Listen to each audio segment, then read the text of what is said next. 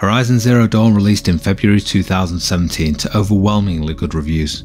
Most of the big review sites were falling all over themselves to give it praise, and it has apparently sold over 10 million copies.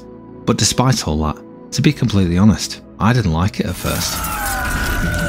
I originally bought the game at launch and I can't remember exactly what it was that put me off, but I do remember that it happened really fast.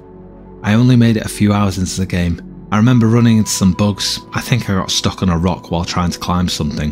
Whatever it was, it irritated me enough to put the game down, and at that point I never looked back. But with the release of Horizon Forbidden West right around the corner, and having seen some of the trailers and the hype train starting to roll, I wondered if perhaps I'd been too hasty. I wondered if I'd missed something worth playing and if I should have been more patient. I wondered if the bugs had been sorted out yet, and so I jumped back in. The first thing that surprised me was the game is nearly 5 years old now. My concept of time is shockingly bad. The second thing that surprised me is how good Horizon Zero Dawn still looks. The world is beautiful, from the barren deserts to the lush forests, the neon machines to the frozen wastes. Now admittedly I'm playing on PS5 now, with the free update for 60 FPS, but still, for a 5-year-old game this is pretty impressive. I'm not going to tell you that Horizon Zero Dawn is a perfect game. There are definitely still some parts that I personally find irritating from a gameplay point of view, but I'll admit that I was wrong to put it down so quickly, because there is a lot to love about the game. So in this review I'll talk about the usual stuff, the gameplay loop and how the game feels, the story without going into any spoilers, the character progression and the combat mechanics. I'll also discuss what I loved about Horizon Zero Dawn and the parts I didn't like so much. There are some elements of the gameplay which feel dated, and I really hope we see some improvements when Forbidden West releases. The story is set in a post-apocalyptic United States in the 31st century. Humans live in primitive tribes with limited technological development. There are constant references to the old ones which refer to their technologically advanced ancestors. The world has been overrun by the machines which, largely speaking, live peacefully alongside the tribes, though through a series of events that will become clear as you play through the story, the machines are becoming more aggressive. There are a few storylines which run alongside one another throughout the game, and you follow Aloy, an outcast from the tribes along her journey. You'll begin with Aloy as a small child, stumbling across a piece of kit from the old world which helps shape her future. After this brief intro to the story, which is also used as a tutorial for the basic controls, you'll then come back to Aloy at the age of 19 and continue along her journey. The story itself is good actually, better than I thought it would be. The premise for the story isn't the most original. At its base level, a world overrun by machines has obviously been done before, but the details behind this have been covered really well. The machines are interesting and the fact that they move and act like animals or dinosaurs gives the game a real twist. It's like a cross between primal scavenging and a technological dino outbreak. Aloy's story and journey is good too, and is likely to give you the one woman against the world vibe, where you get to be a complete badass and prove everyone wrong. Outside of the main storylines, there are of course side quests. You'll stumble across these as you journey around the map. You'll hear people calling out to you for help, for example, and you may need to complete a rescue mission or a fetch and carry quest, that sort of thing. The side quests have been done pretty well. They don't tie into the main story all that much, but they often conclude well when you bump into the NPC again and you find out how your help actually made an impact. Despite the fact that the side quests aren't hugely important, it can be quite satisfying in places. So moving on to the gameplay, I categorise this in my mind as a stealth archer type game. I know that's oversimplifying things quite a lot, but it's basically where it sits in my head. You'll ideally be keeping to stealth for a lot of the gameplay, at least initially before you engage in each fight. There is both archery combat with a range of different arrow types for different encounters, to focus on individual enemy weaknesses. There is a stealth melee mechanic too, and of course the flat out melee combat. As you progress through the game, you will also gain access to other tools and weapons which allow you to set traps or drop AoE attacks down to help you take your enemies out. There are a whole host of enemies to tangle with, each having their own traits, attack patterns, weak spots and loot to pick up or farm for resources or for trade. You can use your focus to identify what each of the machines are weak to and the spots you can attack to do extra damage. Some of the machine enemies, such as the Watchers, are basically cannon fodder. You can take them out really easily with a shot to the right spot or a melee takedown, but they can act as a trigger, alerting the other machine to your presence and pretty much ruining your chance of success in some circumstances. Many of the other machines are pretty tough and you'll be unlikely to take them down in one shot from stealth, which means it's going to come down to a fight. The combat is actually really good at this point. You'll have a focus bar so you can slow time for a short period to take aim and target weak spots. You can dodge and roll out of trouble, backing off to set traps or lure your enemies into tripwires or AoE so that you can weaken them or paralyse them long enough to do some massive damage.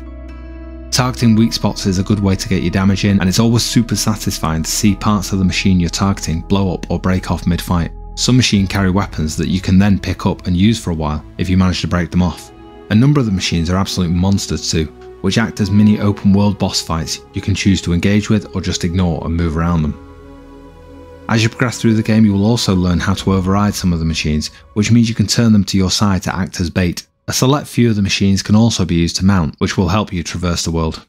Personally for me, the battles with the larger machines made for some of the best combat scenarios in the game. I also had a few really tense moments while hiding and trying to get to a target location without being spotted. Aside from the machines, there are also other tribes. You will be introduced to the friction and the politics between the tribes pretty early in the story, and some of the tribes then become targets which need to be taken down. The AI of the human enemies I would say is pretty limited. I never struggled too badly with the camps or the tribe members, and while it did break up the machine hunting to add a bit of extra flavour, the human encounters never really felt too challenging for me at least.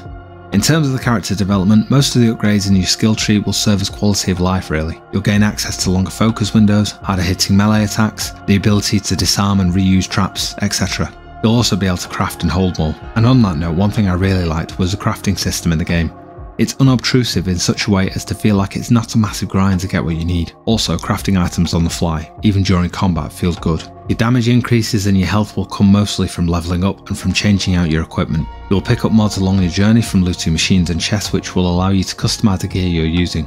The hardcore players will be able to craft gear sets tailored for pretty much any scenario or damage type, but I wouldn't say this is strictly necessary as such. This is one thing I feel Horizon Zero Dawn did really well, providing a tool set and the freedom to use it as much or as little as you want. Your character level in the game I felt was more of a guideline than a hard and fast difficulty cap. For example, I managed to take down a level 27 Thunderjaw when I was only around level 18. But despite that, the game always felt challenging. If I screwed up my approach or got myself in too deep, I'd soon find myself getting killed. I feel that Horizon Zero Dawn did this really well. It's a hard balance to find, allowing a player the choice to engage with certain content despite your level, but still having it be achievable without making the gameplay feel too easy. Now, one area of the game that I did not enjoy so much was the traversal of the world. Moving from area to area is simple enough, and there are frequent camps where you can stop and rest for an autosave and the opportunity to fast travel between them. The part I didn't like so much was the climbing and moving around the scenery in each area. I felt that the climbing spots available were far too few, and it made climbing around and navigating between spots feel awkward. Perhaps this is because I've recently come from playing one of the Assassin's Creed titles, but going from that level of freedom to this made me feel seriously restricted. It's strange, the freedom in the combat and the character builds on one side, and then the lack of freedom in the movement around the area, and the restrictions I felt when trying to set up an ambush, or get around a certain enemy for a quest location. It just felt jarring to me. I suspect this is what made me put the game down when I first tried it back in 2017. Combining the restricted freedom of movement with bugs and glitches put the nail in the coffin for me at that time. This time around though, despite that little irritation, I really enjoyed my time with the game. I didn't actually encounter any bugs worth reporting. If you've been looking at Horizon Forbidden West and wondering if you should play Zero Dawn before jumping in, personally I would say yes, it's worth it. First off, you need to find out about the story so you can fully engage with the new title. This being a story driven game, and the fact that the story is actually good, means you'll be missing out if you skip it. The slightly irritating world traversal might not bother you as much as it did me, and even if it does, the combat itself is great once you get into it. If you just want to cover the main story, you're looking at around 20 hours to complete the game. If you find yourself really enjoying it, then you can expect up to around 40 hours or more to cover the majority of the content. I suspect too that if you play through Horizon Zero Dawn, you'll notice all the improvements in the new title straight away too, which will make it that much more satisfying to play. I hope you found this useful. Thanks for watching, take care, stay safe, bye bye now.